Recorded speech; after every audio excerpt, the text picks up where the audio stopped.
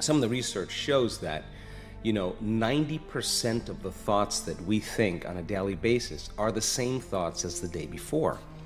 So if you think that your thoughts have something to do with your destiny, and 90% of your thoughts are the same known thoughts that you're always thinking, then your life should stay the same. Because the same thoughts lead to the same choices. The same choices lead to the same behaviors. The same behaviors create the same experiences. The same experiences produce the same emotions. Those same emotions tend to influence the way we think. And our biology, our neurocircuitry, our neurochemistry, our hormones, and even our gene expression is equal to how we think, how we act, and how we feel. And how you think, how you act, and how you feel is called your personality. And your personality creates your personal reality. That's it. So then it makes sense then, if you want to create a new personal reality, a new life, you're going to have to change your personality. And you got to start thinking about what you've been thinking about and change it. You got to become aware of your unconscious habits and behaviors, even how you speak. Then you have to look at the emotions that you live by every single day and decide, do these emotions belong in my future? So many people try to create a new life as the same person. In order to create a new personal reality, you got to change your personality. So the principle of neuroscience says that nerve cells that fire together wire together. Thinking the same way, making the same choices, demonstrating the same actions, creating the same experiences that stamp the same networks of neurons into the same patterns, all for the familiar feeling called you. And you do that for 10 years in a row. Well, you're going to hardwire your brain into a very finite signature because you're firing and wiring that way. And that box in the brain, that becomes our personality, becomes our identity. And by the time we're 35 years old, for the most part, we've done something so many times that the body now knows how to do it as well as the mind, and that's a habit.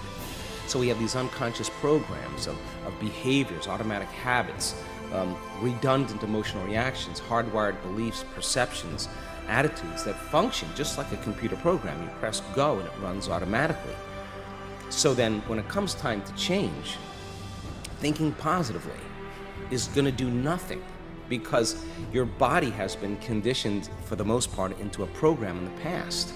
So the thought never makes it to the body because the body's on a different program. So how do we begin to influence the body so that the thought actually produces some type of change? So think about it. If you think an unhappy thought, you're going to feel unhappy. If you think you're a failure, you're going to feel like a failure. Once you feel like a failure, you're going to think you're a failure.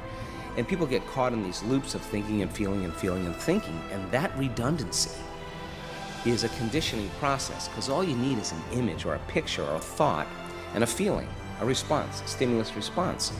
And so the people tend to condition their brain and body into the past. And so when it comes time to change, you got to leave that familiar territory. And any choice that you make, if you said, hey, I'm going to eat a better diet, I'm going to wake up early and work out, I'm going to do meditation, the moment you decide to do something differently, get ready, because it's going to feel uncomfortable. It's going to feel unfamiliar. There's going to be some uncertainty. You're not going to be able to predict the next moment.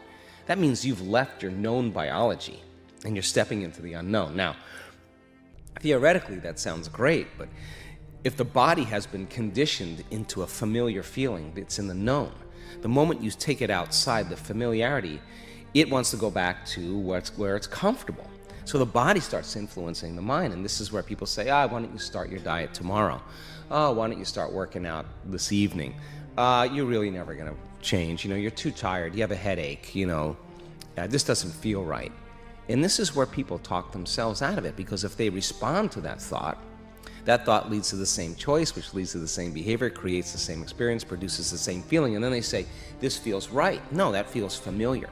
So going from one state of mind and body to another state of mind and body, you got to cross a river. And the hardest part about change is not making the same choice as you did the day before.